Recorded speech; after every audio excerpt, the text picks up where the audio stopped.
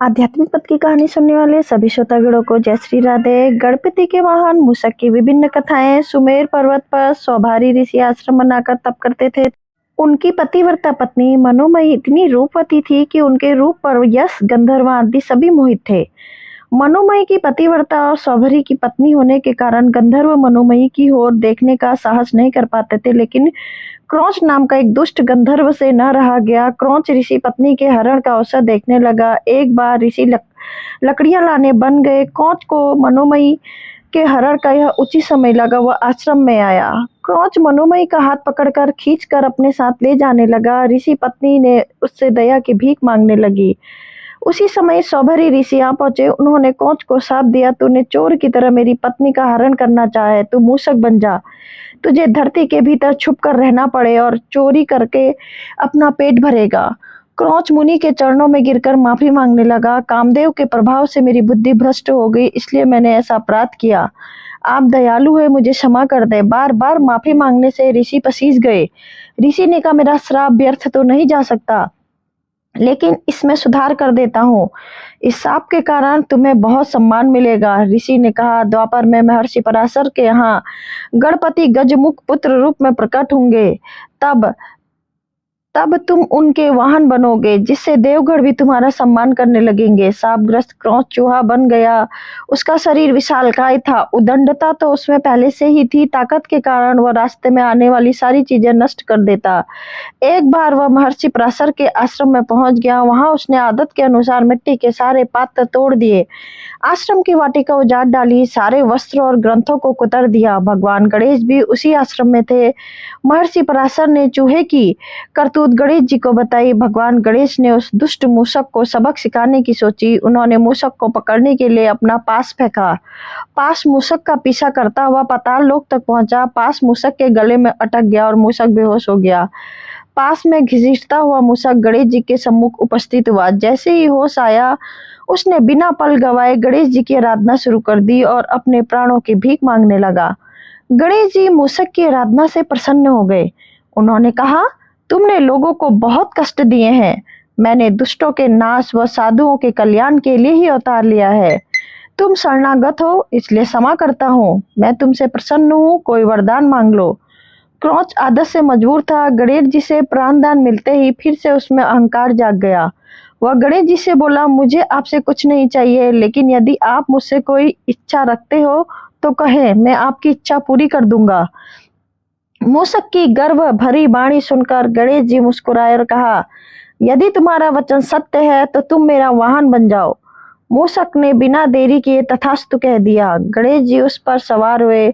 गजानन के भार से दबकर उसके प्राण संकट में आ गए।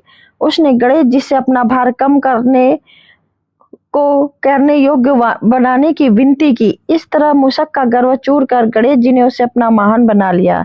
यही कारण है कि आज भी लोग अपने घरों में चूहों के उत्पात मचाने पर भगवान श्री गणेश जी की याद करते हैं।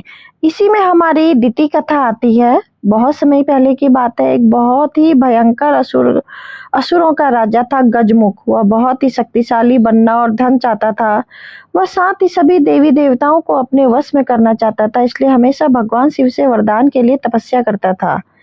शिव जी से वरदान पाने के लिए वह अपना राज्य छोड़कर जंगल में जाकर रहने लगा और शिव जी से वरदान प्राप्त करने के लिए बिना पानी पिए, भोजन खाए रात दिन तपस्या करने लगा।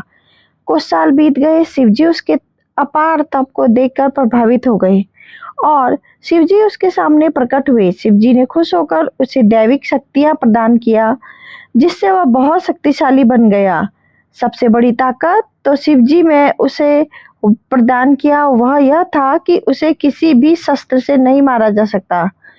असुर गजमुख को अपनी शक्तियों पर गर्व हो गया और वह अपनी शक्तियों का दुरुपयोग करने लगा और देवी देवताओं पर आक्रमण करने लगा। मात्र शिव, ब्रह्मा, विष्णु और गणेश ही उसके आतंक से बचे हुए थे। गजमुख चाहता था कि हर देवता उसकी पूजा करे। सभी देवता शिव, विष्णु और ब्रह्मा जी के शरण में पहुंचे और अपने जीवन की रक्षा के लिए गुहार करने लगे। यह सब देखकर शिव जी ने गणेश को असुर गजमुख को यह सब करने से रोकने के लिए भेजा। गणेश जी ने गजमुख के साथ युद्ध किया और असुर गजमुख को बुरी तरह से घायल कर दिया, लेकिन तब भी वह नहीं माना। उस राक्षस ने स्वयं को एक मूषक के रूप में बदल लिया और गणेश जी की ओर आक्रमण करने के लिए दौड़ा। जैसे ही वह गणेश जी के पास पहुंचा, गणेश जी कूदकर उसके ऊपर बैठ गए और गणेश जी ने गजमुख को जीवन भर के मूस में बदल दिया और वह अपने वाहन के रूप में जीवन भर के लिए रख लिया। बाद में गजमुख भी अपने इस रूप से खुश हुआ और गणेश जी का प्रिय मित्र भी बन गया। तृतीय कथा आती है हमारी। गणेश जी को बुद्धि, समृद्धि, विद्या और भाग्य का देवता माना जाता है। तर्क वितर्क करना, एक एक बात या समस्या की तह में जाना, उसकी मीमांसा करना और उसके निष्कर्ष तक पहुंचना, यह सब उनका शौक है। ठीक गजानन की तरह मूषक भी तर्क वितर्क में पीछे नहीं है। वह भी हर वस्तु को काट छाट कर उसके प्रत्येक अंग का विश्लेषण करते हैं। यही नहीं, वह बहुत ही फुर्तीले होते हैं और हमेशा जागरूक रहने का संदेश भी देते हैं। मगर क्या सिर्फ यही कारण है कि गणेश जी ने एक चूहे को अपना वाहन बनाया? इसके पीछे कई प्रचलित कथाएं प्रचलित हैं।